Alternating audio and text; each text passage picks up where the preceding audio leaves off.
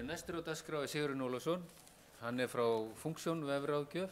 Hann ætlar að fjalla ríkisvef Íslands. Sigurjón rekur í dag vefráðgjöf og sinnir stundakennslu við Háskóla Íslands við hugvísindasvið og félagsvísindasvið. Hann búinn að starfa að vefmálum frá 1997, bæði í opinberum stofnunum og í einkageiranum og flytur reglulega fyrirlestra innanlands og nokkra utanlands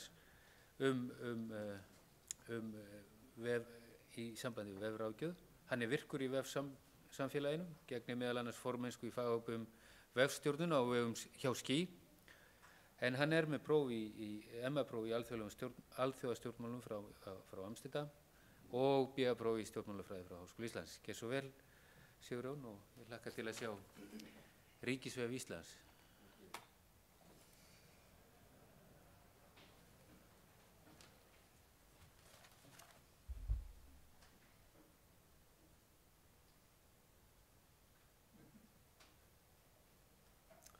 Herri, já, komið þið sæl, það var að stækka þetta eitthvað.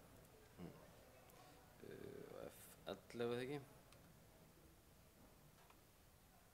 Já, Sigurjón Ólafsson heiti ég og það gaman að fá að tala hugðarefni mitt sem eru betri og einfaldari vefir.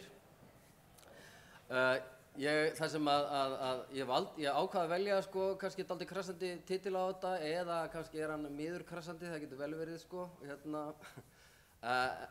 en það sem ég ætla að fjalla í þessu fyrirlestri er vefurinn gov.uk sem er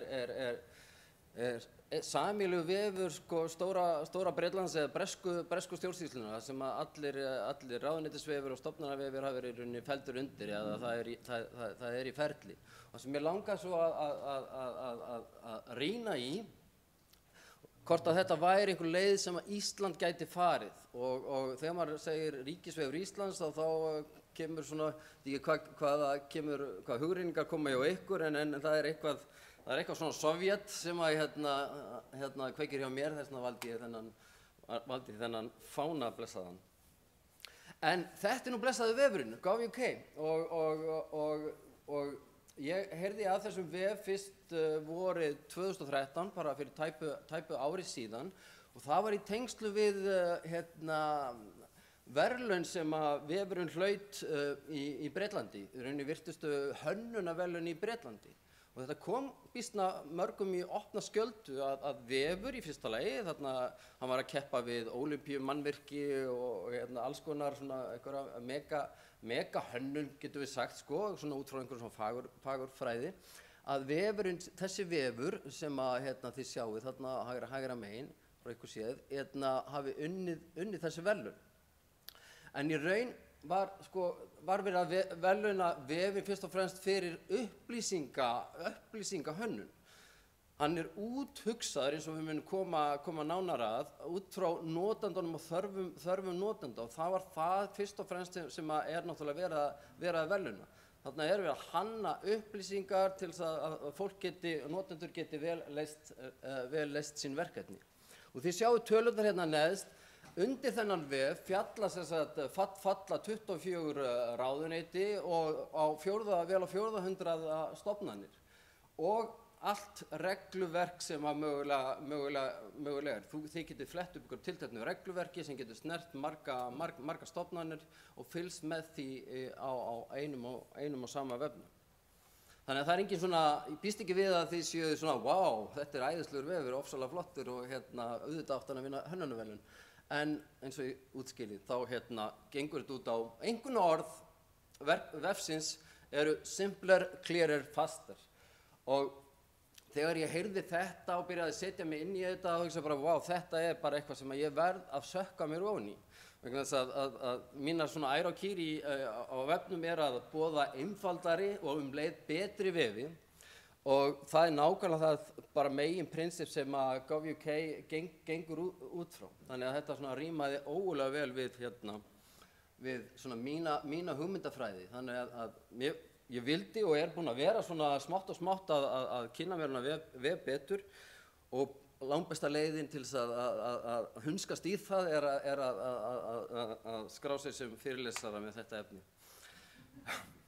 ég valdi þá leið. Hataði reyndar þessa ákvörðun fyrir viku síðan en vegna þess að, já, það er vinna.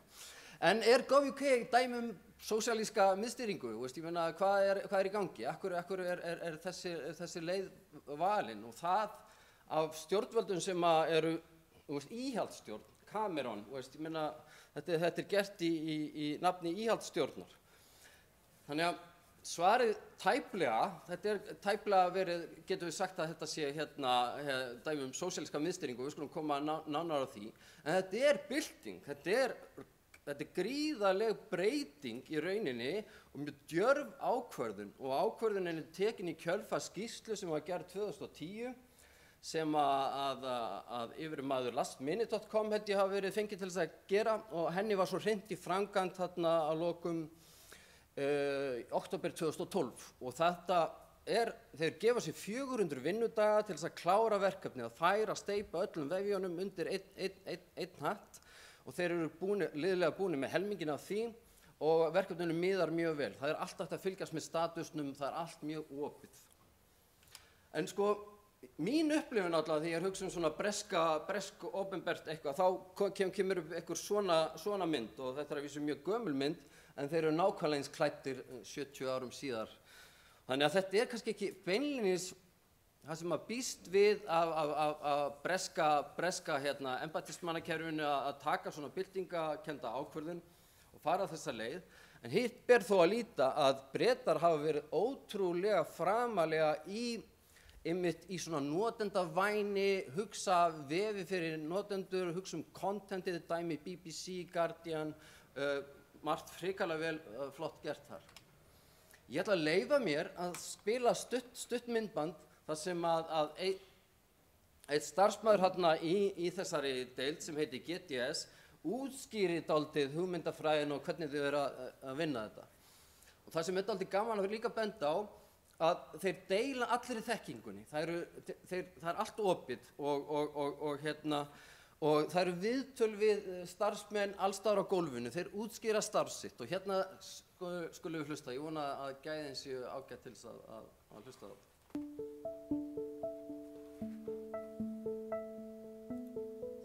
Hi, I'm Adi Adiwumi. I work at the Government Digital Service and I'm here to tell you about gov.uk. We launched gov.uk in October 2012. It replaced the two big central government websites, DirectGov and BusinessLink. The idea was to make something simpler, clearer and faster, something focused on users.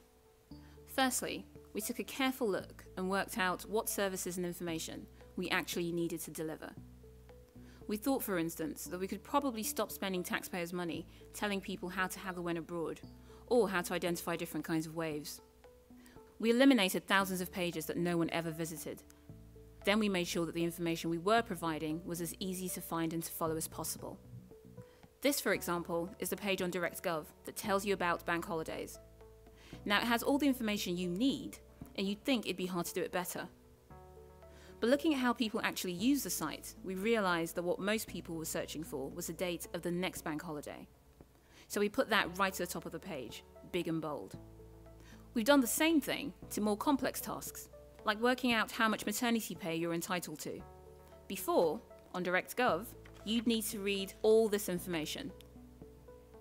On gov.uk, you just need to answer a few simple questions, and the site calculates the answer for you. In April 2013, we finished moving all departmental sites to gov.uk, together with the sites for Number 10 and the Deputy Prime Minister's office. So instead of every government page having a different design and different navigation, every site now looks and works the same way. At the same time, we've rethought how policy is presented online. Before gov.uk, if you wanted to understand government policy on something like gangs, for instance, you'd have needed to visit all these separate pages. Now, there's a single page for each policy, and all the departments involved share the responsibility for keeping it up to date. You can even subscribe to those policy pages so that you're always kept informed of any changes. And if you're responsible for a particular policy, you can find out how often it's being looked at and how closely it's being read. Today, gov.uk is handling more web traffic than the sites it replaced at a far lower cost, and users get to the information they need quicker than they did before. Gov.uk is not perfect, and it's not finished. It's never going to be. It's designed to improve, to react to user needs. We've made thousands of changes to Gov.uk, and we make small improvements almost every day. This idea, iterative, responsive change, is at the heart of everything we do. You should visit us at www.gov.uk. Hopefully, you'll see something you like. Something simpler, clearer, and faster. Hugulegt, ekki satt. Og það sem það svo margt yndislegt við þetta, og þeir gera hlutina svo rétt. Eitt af því sem að þeir gerðu fullkomlega rétt í byrjun, að þessi málaflokkur rafræn þjónusta ríkisins var færð efst í píramídan. Þetta var sett beint undir Cabinet Office sem stuðningsapparat fyrir, ég kann ekki að nefna á íslensku, fyrir forsætisráðherrann. Þannig að með því að setja þetta þangað, þá verið að gefa út risa yfirlýsingu. Þetta forgangsmál. Við setjum þetta á oddinn og þetta mjög tákgrænt að setja þetta þangað. Og allir þar miklu meðvitaðri inntakið í þessu. Og þetta sjálfsög punktarnir sem hún sagði í vídeóinu og það sem eitt af einkunnarorðunum þeirra fyrir utan þetta clear, simpler og faster, að rafrænt sjálfgefið, digital by default. Þeir beina allir í þjónustu fyrst og fremst í rafræna þjónustu.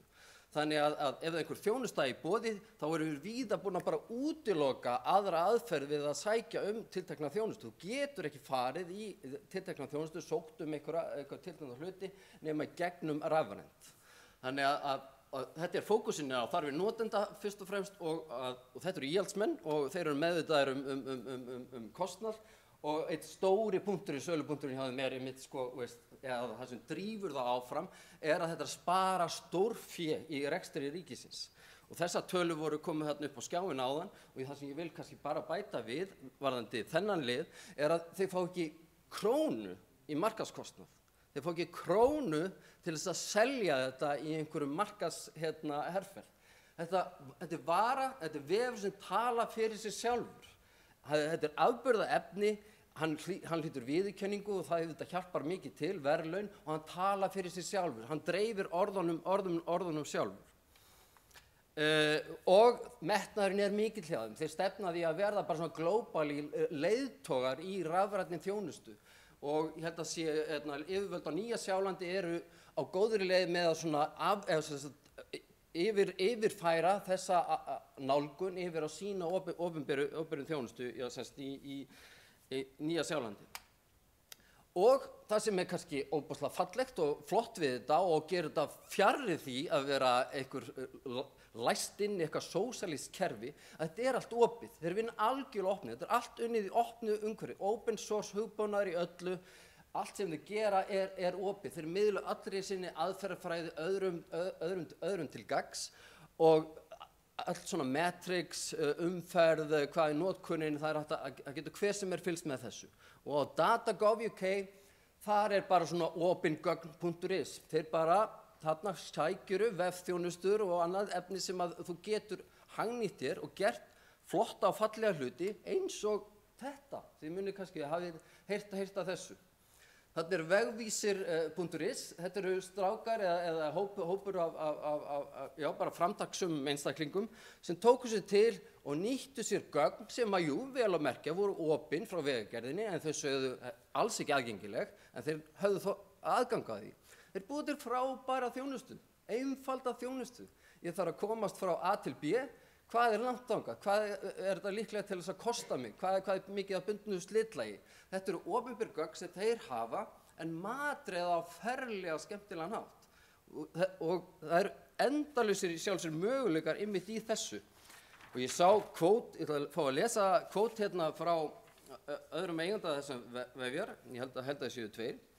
Hann segir, málið að þegar þú opnar á gögn, þá birtist alls konar fólk sem gerir alls konar hluti sem engum sem bjó til gögnin til hafði dottið í hug að væri hægt að gera. Þannig að þarna með því að opna opinber gögn, ég ekki að tala sjúkraskrár einstaklinga, þetta eru kannski ekki alveg svo viðkvæm gögn, en þarna býrðu til fullt af tækifærum fyrir einstaklingsframtakið. Og svo ég ótrúlega hrifinn af þeirra nálgun. Þetta svona hönnunarprinsipin þeirra og ég ætla ekki að fara í þau lið fyrir lið.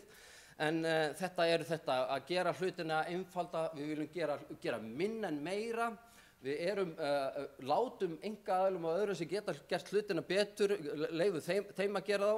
En það sem við ætlum að gera vel, gerum við vel. Og við ætlum að puða til þess að gera hlutina einfalda. Það fjári erfitt að gera hluti einfalda. Og það það sem að drífur það áfram, að gera betri þjónustu. Þetta gamla og nýja leiðin. Ég meina, gamla leiðin var þessi, við ætlum að gera vefið, við ætlum að gera eitthvað virkni að þjónustu á netinu. Finnum eitthvað kerfi, kaupum kerfi, hendum pening í það. Og innleiðum það og setjum þessu í loftið. Og svo bara vonandi geta notendur nota það, bara. En nýja aðferðin, svo sem við hérna fyrir neðan, þetta nýja nálgun. Við byrjum á að kanna þarfir notandi og við erum bara að fara að smíða þjónustu fyrir notendur. Þannig að við erum ekki að hugsa ykkur kerfi, en við finnum leiðir til þess að mæta þjónustu notenda með því að kanna þarfir þeirra fyrst. Og síðan erum við með mjög flotta svona aðferðafræði í Discovery, Alpha, Beta og svo fara út lifandi. Og þetta sparar fullt af peningum og það segir bara í yfirlýsingu ríkisstjórnarinnar að þetta bara gert til þess að þjóðin geti lifað á því sem hún aflar.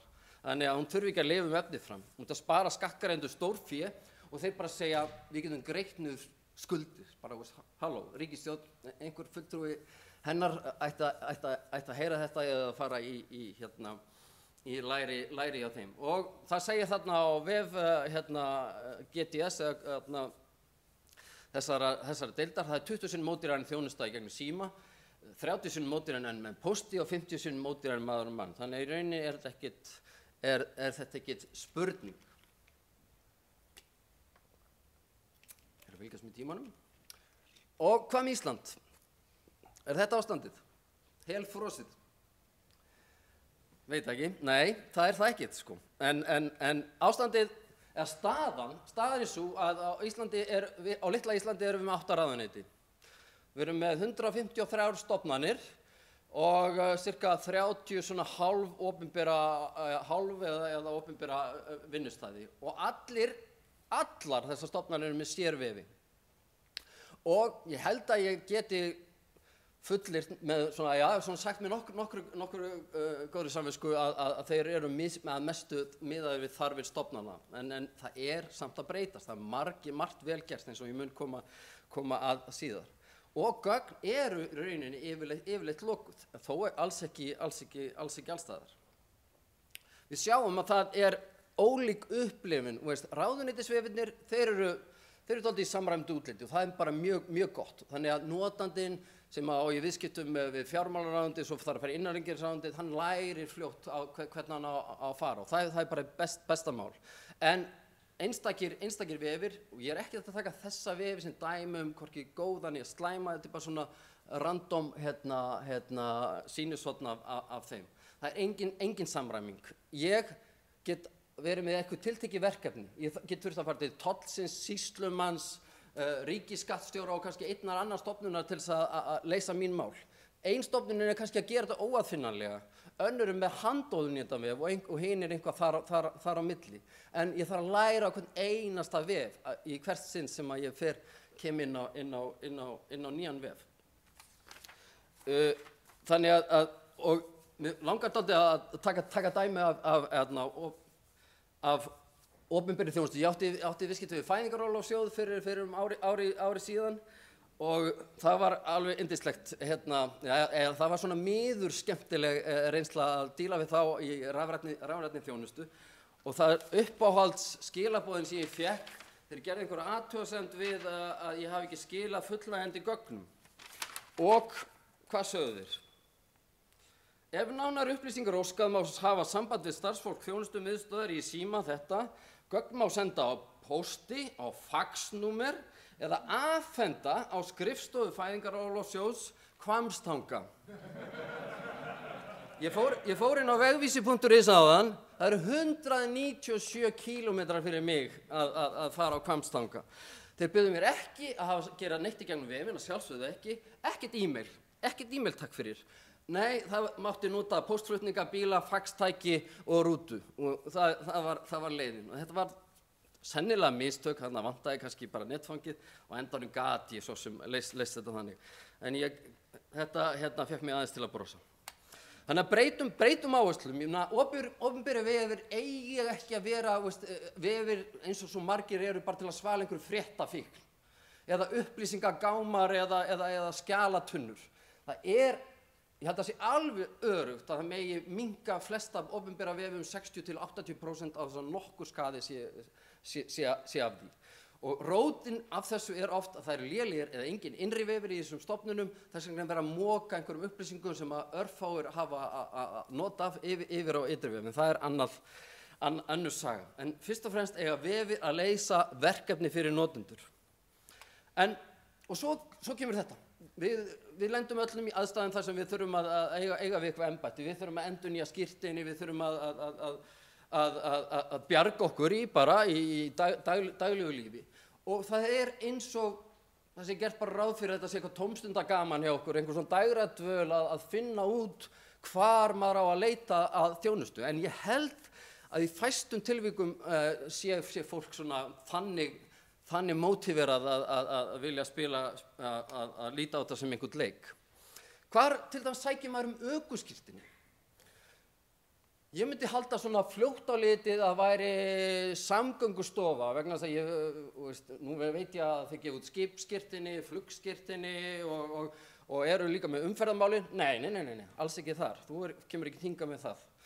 Lögreglan, ég man vel eftir því að ég fekk fyrsta skírteini mitt, þá fór ég til lögreglunar. Ég hefði arkað þangað eða, ég hef líklega að googla það. Innanríkisráðuneytið kannski búin að færa þetta þangað. Nei, þetta hjá sýslumanni. Ég bý í Reykjavík og ég veit sýslumannsins í Kópavogi. Það ekkert lógískt við það. Hvað sækjum sakavottorð? Á ég að skokka niður í fangelsismálastofnun? Er það ekki málið? Þetta svona kveikir einhverja hugrenningar. Er það sýslumaður? Þeir eru með svona önnur vottorð og eitthvað svona. Er það innanríkisráðuneytið? Nei, það lögreglan. Ég veit ekki, það var ekki á lögreglunni því ég sótti einu sinni sakavottorð þegar ég var að sækja starfi í fjármálastofnun, minni mig. En áfram verð ég halda. Ég hef búin að rýna dálítið í niðurstöðu könnunar hvað spunnið í opinbera vefi sem mjög metnaðarfullt verkefni hjá hinu opinbera innanríkisráðuneytinu og mikill hvati til að gera betur á opinberum vefjum. Og margir eru einmitt að nota þetta sem benchmarks til að standa sig betur. En það sem ég ætla að rýna í hér og draga dálítið fram þessi hvað við erum með hættulega vanmáttugar stofnanir hjá ríkinu. Þetta eru almennt allt of litlar stofnanir. Og hér sjáum við niðurstöður úr könnuninni, litlar stofnanir með undir 10 manns skora þetta undir rétt liðlega 60 stig, en þær sem eru stærri komast miklu hærri í skalanum. Það mjög skýr fylgni á milli þess stærð stofnana og árangurs í þessari könnun opinbera vefi. En þetta finnst mér rosalega sláandi. Það eru 80% af íslenskum opinberum stofnunum sem eru minna en 1 stöðugildi í vefstjórn. Og ég fullyrði það ekki hægt að reka vef án þess að vera með einn fókuseraðan mann í að stýra vef. Og þetta gengur svo langt að það eru meira að segja 5 stofnanir sem játa það að það eru 0% stöðugildi í að sinna vefnum. Og svo upp í það að vera 12% upp í 25 og 50, en 80% eru með minni en 1 stöðugildi. Og kannast þess að steina kannski á Djúpalónssandi, þetta var til þess að mæla hvort að menn gætu farið borði í bát og til veiða. Og til þess að komast að því hvort þú ættir erindi á bátinn, þá varstu að sanna hvort þú væri fullsterkur, hálfsterkur, hálfdrættingur eða amlóði. Og enska þýðingin á amlóði useless og það efst í stefnin. Þetta bara ágætt svona, þetta ágætt samsvörun, ég meina, hvart vefstjóri eiginlega bara svona, hann nær varla að vera hálfdrættingur, hann eiginlega hálfgerður amlóði og nánast til lítils gagns þannig. Hann mestalegi vefntæknir í rauninni. Hann afgreiðir erindi í tölvupóstum og hendir því inn á vefinn. Hann ekkert að stýra neinu, hann bara vefntæknir, hann mokstursmaður. Og þannig þessu þurfum við að breyta. Það þarf að styrkja þetta og með því að bæða stækka stofnanir, fara breskuleiðina, þá getum við náð miklu betri árangur í þjónustu, rafrænni þjónustu á netinu. Og þetta líka sýnir ákveðin fylgni við að skora hærra í könnuninni eftir því sem með fleiri stöðugildi í vefstjórn. Þó eins og menn verða eitthvað værukjárir þegar menn eru orðnir 2 eða fleiri, en ég skal ekki túlka það neitt sérstaklega. En ástandi að sjálfsögðu ekkert alslæmt. Það alveg bara, ég búinn að vera dálítið að teikna þetta dálítið dökkum litum og það stundum þarf maður að gera það til þess að dálítið fá athygli. Þetta hafi verið að gera marga góða hluti og það að sjálfsögðu á maður að ekki fyllast bölmóði yfir öllu saman. Ríkisskattstjóri, þetta uppáhaldsstofnunin mín. Ég elska þessa stofnun. Ég elskaði að hata þessa stofnun fyrir 10 árum. Það var ómögulegt að eiga við hana. Svona kvíðakast varð í 2-3 daga og með reglulegu millibili þegar maður átti að fara að díla við ríkisskattstjóra og fylla út skattframtali. Í dag þetta bara yndislegt. Það bara yndislegt að nánast hlakka til að fylla út skattframtalið mitt. Ég stofnaði fyrirtæki, einstaklingsfyrirtæki voru að velta fyrir mér ýmsum möguleikum í fyrra hvaða form ég ætti að hafa á því og því miður verð ég að segja fór afgreiðslan fram hjá sýslumanni. Það hefði farið inn á vef sýslumannsins í Reykjavík. Ekki gera það. Hringiðu frekar. Þið fáið engin svör við ykkar spurningum þar. Það frábært. Ríkisskattstjóri alltaf að hugsa frá ári til árs hvernig ég ætla að bæta þjónustuna. Og til allrar hamingju fyrir þá sem ætla að stofna fyrirtæki í framtíðinni, þá eru þeir að fara að taka þetta yfir og ég fagna því mjög. Þeir eru að gera frábæra hluti. Ísland.is líka mjög metnaðarfullt verkefni og það byggir á skýrslu sem í augnablikinu búin að gleyma hvað heitir, en með mjög góðum markmiðum í að bæta rafræna þjónustu á Íslandi hjá opinberum stofnunum. Þannig margt gott komið, þarna getur maður kynnt sér ökutækjaferilinn, bólusetningar og mann getur náð í alls konar eyðublöð og svo alls konar tengd félög sem nota þennan vettvang til þess að auðkenna sig, þannig að þarna eru miklu möguleikar. En þetta samt of lítið, ekki alveg nóg markvisst, það vantar meiri kraft í þetta. Svo bara allt í einu myndi ég eftir þessu opin gögn. Þið sáðu data.gov.uk, þetta ekki alveg þar, en þetta vísir. Þarna var farið að stað með ákveðið gögn, en það lítið gerst þarna sýnist mér síðan 2010-11. En þarna eru ákveðin opin gögn sem að allir geta nýtt sér. Þannig að næstu skref, það sem ég myndi ráðleggja íslensku stjórnvöldum að gera, að fara í róttækni, hætta svona þróunin þessi hægu þróun sem hefur í gangi. Við þurfum að nýta okkur reynslu Breta, alveg svo Nýsjálendingar eru að gera. Við þurfum að endurnýta allt sem við mögulega getum og við þurfum að hlusta á hanna fyrir notendur fyrst og fremst. Við þurfum að opna gögnin, myndum ráðgjafateymi, eflum menntun og færum rafræna þjónustu efst í píramídan. Færum hana þangað. Það lítið pláss en færum rafræna þjónustu. Með því verið að gefa út risastóra yfirlýsingu og hún í forgangi. Við ætlum að hjálpa fólki að leysa verkefnin sín á netinu, við ætlum að bæta þjónustuna, við ætlum að líka spara pening. Þetta risastórt mál. Og hverju viljum ná? Við viljum einfalda bæta þjónustu, við viljum búa til sömu upplifun og við viljum láta vefinn snúast notendur og við viljum að það sé rafræn þjónusta sé sjálfgefna þjónustan. Og við ætlum að spara fjármagn og að lokum við ætlum að styrkja upplýsingatækni og vefmiðnaðinn. Ég er alveg vissum að með því að setja fót stofu heitir það í dag, eitthvað gott öflugt batteri, það myndi að vera stærsta máli til að styrkja svona UX og vefmiðnaðinn á Íslandi. Takk fyrir.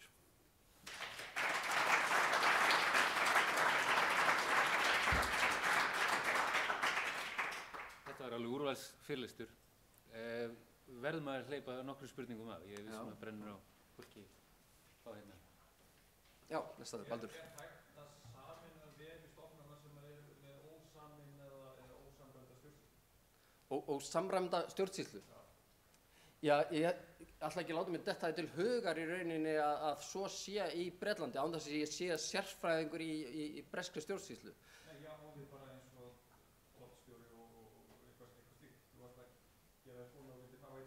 Já, akkur ekki. Ég meina, við erum bara fyrst og fremst að einfalda sko viðmót og aðgengi að þjónustu hins opinbera. Þá skiptir engum máli hvort þetta er tollstjóri, sýslumaður eða hvað það er. Þú finnur upplýsingarnar þarna á einum sama stað og þú ert kannski búin að leysa eitthvað tiltekið mála á tollstjóraembættinu áður, þá færðu sama viðmót. Þetta bara snýst bara viðmót og aðgengi að þjónustu. Þannig að það er ekkert því til fyrirstöðu.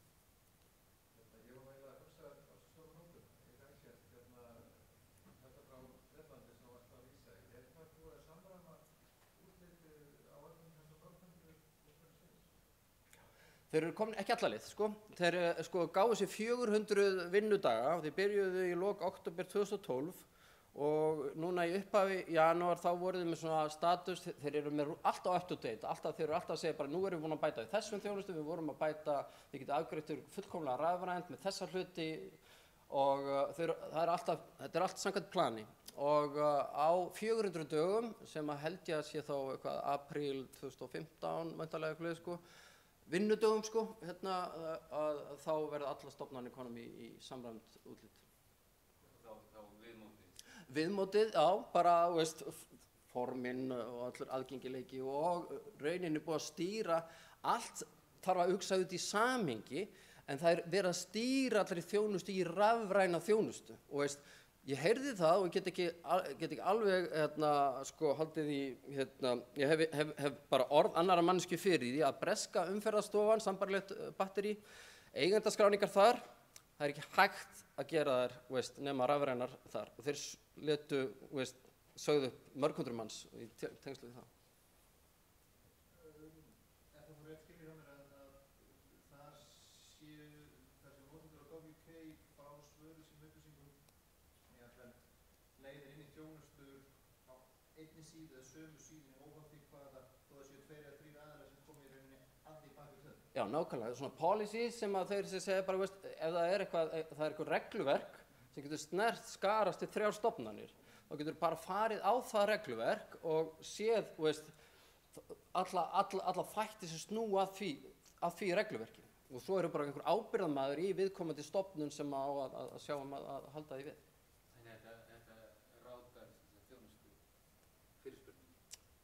Já, svo sem, þarf eiginlega að fara þetta í heimsókn og kynna mér þetta betur, sko, en það gerir,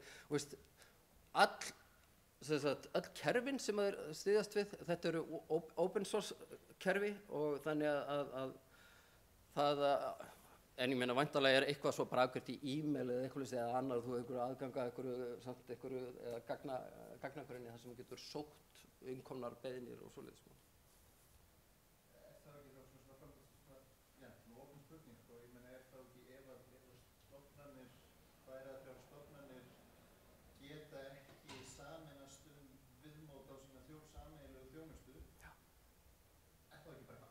Þeir hafa bara ekkert það að segja. Það er búið að færa þetta bara í Cabinet Office og þú segir ekkert bara nei, ég ætla ekki að fara þangað. Það er bara ekkert í boði þér. Eru þeir þarna, er það tilhengið að útlýsa vefstjórnhlutverkinu frá einhverju? Er það bara svona miðlægt? Þetta er að langstærstu hluta miðlun. Þarna eru sérfræðingar í content, það er kallað content designer, það eru vefhönnur, það eru framvendaforritar, það er bakendaforritar, það er UX-fólk og svo framvegis sem að styðja við þetta og rauninni halda þessu í meginatriðum. En ég held að ég fékk ekki alveg svari við þeirri spurningu, var að reyna að finna það. En það eru einhver vefritarar sem hafa aðgang að uppfærslum og svoleiðis. Það getur bara ekki verið að sé verið að uppfæra hverja einustu síðu alveg miðlægt. En myndi þið þá jafnvel hagnast okkur meira með svona litlar einingar hér? Jú, ekki spurning. Menna, það byggist ekki upp nein þekking. Sá sem segjum bara þeir sem bera ábyrgð á vefmálum eru svona vefstjórar eða með ígildi vefstjórar hlutverks. Þeir eru einir á vinnustaðnum. Þeir geta ekki deilt þekkingu eða ráðgast við einn eða neitt, sko, og eru gjarnan í 3 öðrum hlutverkum líka. En það verður aldrei eitthvað svona fókus hjá þeim í starfinu að gera eitthvað rosalega vel. Hver er hönnunarkrafan fyrir einfaldleika í vefsíðugina? Hvaða mæling er? Mælingin bara fyrst og fremst að þú þurfur ekki að hugsa. Þú þurfur að koma inn á vef og sjá þér augljósa hvernig þú afgreiðir þig. Ekkert fjöldi klikka heldur bara í hvernig þið tekst að leysa verkefni, þú veist. Og það hafa þeir einmitt mælt, sko. Já, heimsóknum á vefinn hefur fjölgað rosalega frá fyrri vefjum og þeir hafa mælingar að notendum eða þegnarnir gengur miklu betur að leysa sín verkefni. Til að sjá færri símhringar inn og annað slíkt sem eru greinilega vísir. Já, ekki spurning. Spurningin alltaf. Já. Já. Hvað sagði?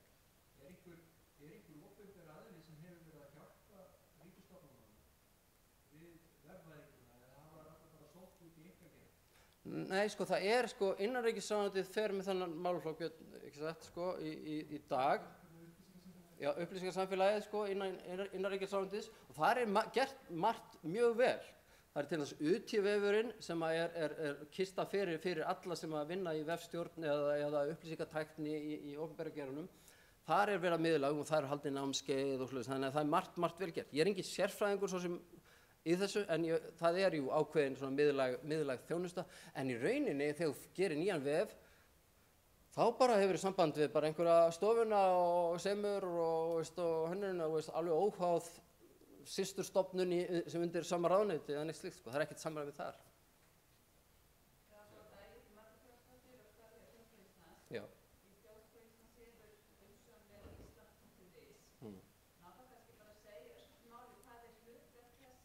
Já.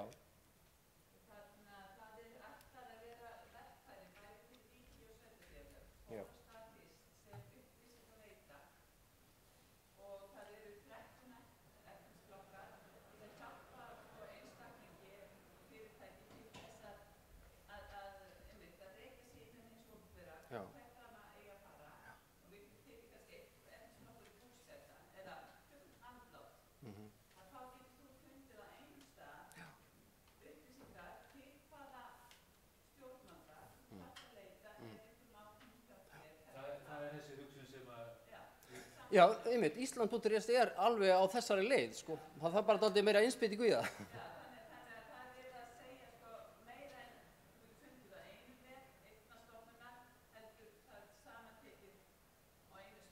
Þetta hljómar svolítið eins og í staðinn fyrir einn vefur fyrir stjórnsýsluna, en þá hljómar þetta eins og enn einn vefurinn fyrir stjórnsýsluna.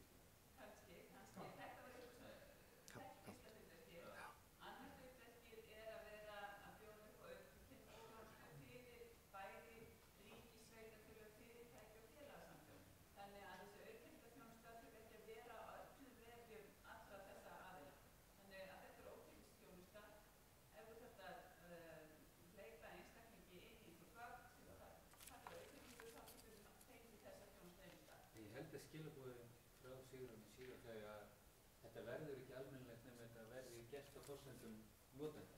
Eins og segir, þið er að gera því sveitarfélagin, fyrir stofnanna, en þetta skilaboðin til Sigrúnu sem þetta. Jú, nákvæmlega, sko. En sko, Ísland.is er samt með að öðru leyti með sömu hugmyndafræði, þú veist að já.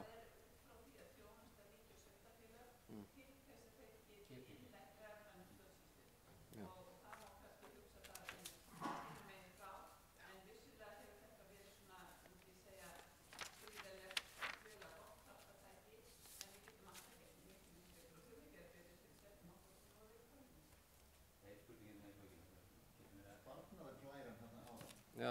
Getur ekki verið að þessi dulin, sko, ég veit ekki að segja þetta ekki bara bróða góða söguna, þessi rekstrakostnaður sem fór úr 6,1 niður í 4,1 milljónir, þetta er reksturinn á vefsvæðan. Já. Já, ég er svo sem ekki. Það sem leynir síðan í 60 milljón notenda tölunni er hins vegar, sko, einhver stjartfræðilegur sparnaður sem er ekki á þessari glæð.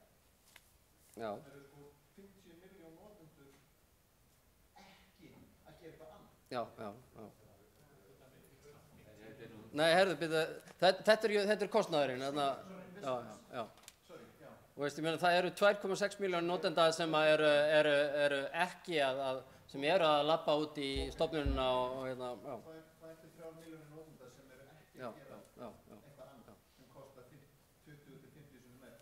Já, þú veist ekki, allar þessar ferðir sem maður hefur farið til í skóghelgina sýslumanns og allt þetta sko og já, sýslumaður er ekki uppáhaldsstofnunin mín en hún sé enginn hlaðan en það má gera betur.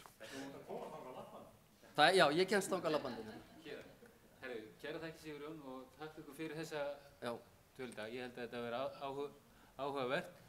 Mér fannst gaman að sjá hvernig margir þættir koma saman hérna, öryggismál og innkaup og síðan þessi þjónustu hluti í opinbera geiranum. Mér skilst að ríkið sé einn allstærsti kaupandi upplýsingaþjónustu á Íslandi og ég saknaði svolítið að þetta sé ekki svona stærri sess á ráðstefnunni því að mörg fyrirtækin og margir sem að lifa á þessum geira og margt hægt að gera en það eru hér skilaboð skilvirkni og tækifæri ef að þessu sinnt og þetta verið fræðandi fyrir okkur hérna sem komum og ég slít þessu núna og vona að þið njótið það sem eftir dagsins.